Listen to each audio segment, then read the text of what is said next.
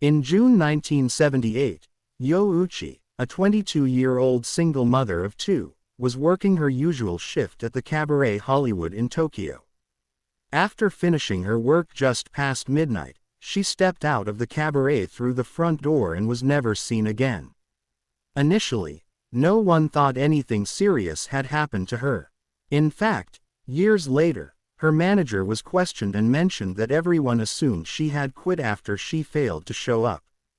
Around the same time, rumors circulated that North Korean spies were undercover in Japan, abducting citizens to hold as hostages back in North Korea. However, the Japanese government dismissed this as an unfounded conspiracy theory. Sadly, Yo's disappearance went unsolved for years until a new lead surfaced nearly a decade later. In November 1987, as South Korea prepared for the Olympics, a Korean Airlines plane exploded mid-air over the Sea of Japan, killing 115 innocent people. Investigation revealed that two North Korean agents had planted a bomb in the plane's storage compartment. Before authorities could apprehend them, one of the agents took his life with a cyanide-laced cigarette. The other agent was captured, and during her interrogation, she revealed that she had trained for 6 years for the mission, and for 3 of those years, she had been paired with Yo Uchi. Yo had taught her to speak and act like a Japanese woman so she could avoid detection. It was then revealed that Yo was not the only Japanese citizen kidnapped by North Korea.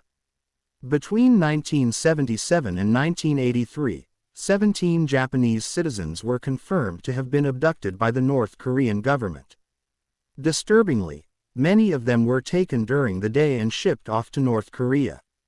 Contrary to what some might assume, investigations suggest that most of the victims were ordinary people who simply found themselves in the wrong place at the wrong time.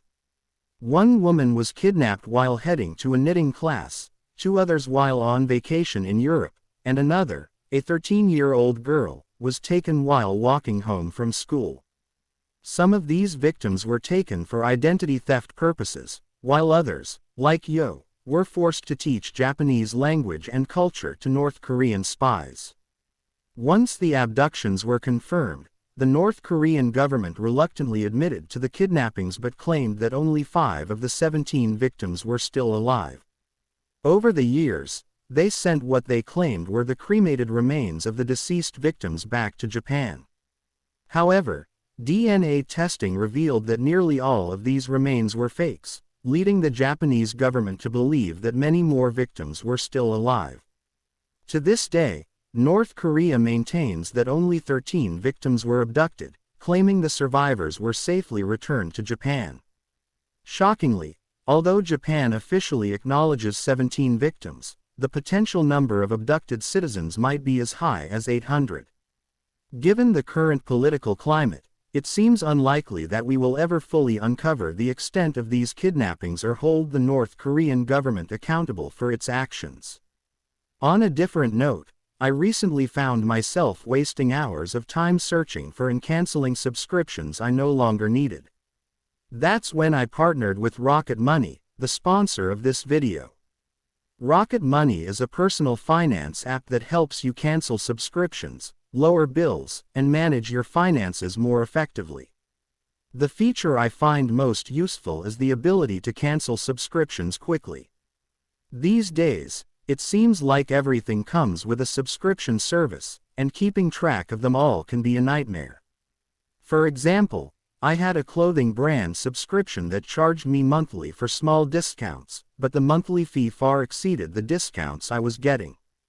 Finding out how to cancel was tricky, and the agent kept offering me more deals to avoid cancellation. Rocket Money handles all of that for you. So, to take control of your finances, head to rocketmoney.com/chillingscares to get started for free. Music. In the 1970s, journalist Seymour Hersh published an article in the New York Times accusing the CIA of attempting assassinations on both foreign and American politicians they deemed anti-war. As a result, the U.S. Senate began investigating the CIA for covert abuses, leading to the release of 14 reports detailing crimes committed by the CIA, FBI, and NSA. Many of these reports included accusations of illegal surveillance and mail tampering. But the most shocking claim was a conspiracy theory alleging the CIA had developed a pistol capable of firing a poison dart over 300 feet, killing someone with no trace of the cause of death. Surprisingly, this theory was proven true, as the CIA had indeed developed a poison dart gun, part of a biological warfare program called MK Naomi. In 1975, CIA Director William Colby testified before the Senate committee, revealing that the agency had developed biological weapons during World War II with plans to eliminate German leaders. The poison dart gun was nearly silent, with a battery inside the handle, and was designed to feel like a mosquito bite when it struck the target. The dart contained a shellfish toxin, making it impossible to identify the cause of death, which often appeared to be a heart attack. The gun was designed to melt inside the body, leaving only a small red mark. When asked if the heart attack gun had been used on anyone, Colby claimed it was only tested, with no records of its actual use. As part of the investigation, the CIA handed over the gun, and there are photos of committee members examining it. It was astonishing to think that if the investigation hadn't taken place, the gun might have been used for unknown purposes.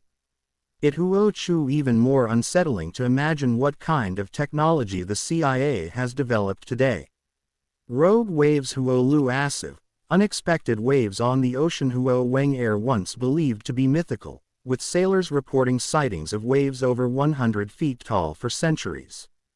In 1826, a French captain claimed to have seen a 108-foot wave, but he was ridiculed by the scientific community. However, in the 1980s and 90s, a wave height recorder on a platform off Norway coast recorded an 84-foot wave, providing the first real evidence of rogue waves. After this discovery, many began to wonder how many sailors had encountered such waves, but because most who encountered these waves didn't survive, their stories were lost to history.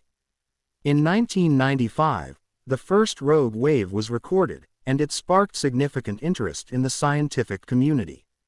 A rogue wave is generally defined as a wave that is twice as large as the typical waves in an area.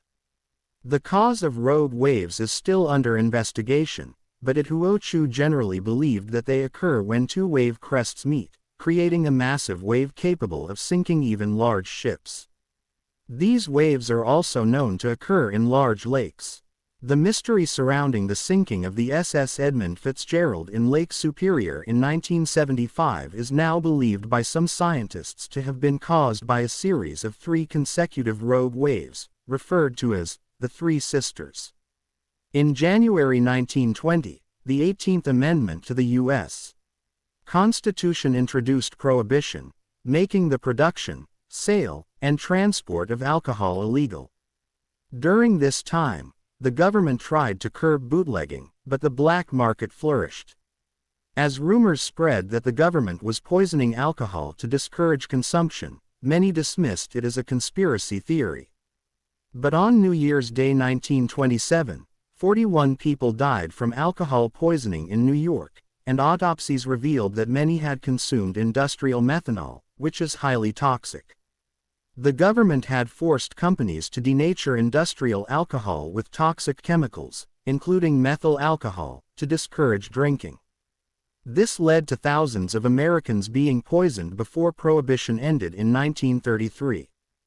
Gorillas, once considered mythical creatures, were first described by European explorers in the 1500s. These creatures were initially thought to be dangerous monsters, and over the next few centuries, the legend of the gorilla grew. It wasn't until 1847 that American naturalist Thomas Savage found the first physical evidence young gorilla skull. French explorer Paul Duchaillu later confirmed the existence of gorillas and brought some back to Europe. These early discoveries sparked curiosity, but people still saw gorillas as bloodthirsty creatures until they were brought back to public attention in the early 20th century. It was fascinating to think that these animals, now common in zoos, were once believed to be nothing more than myth. This phenomenon is not unique to gorillas. Many animals once thought to be cryptids, like kangaroos and giant squids, were later proven to exist, prompting us to wonder how many other undiscovered creatures there might be.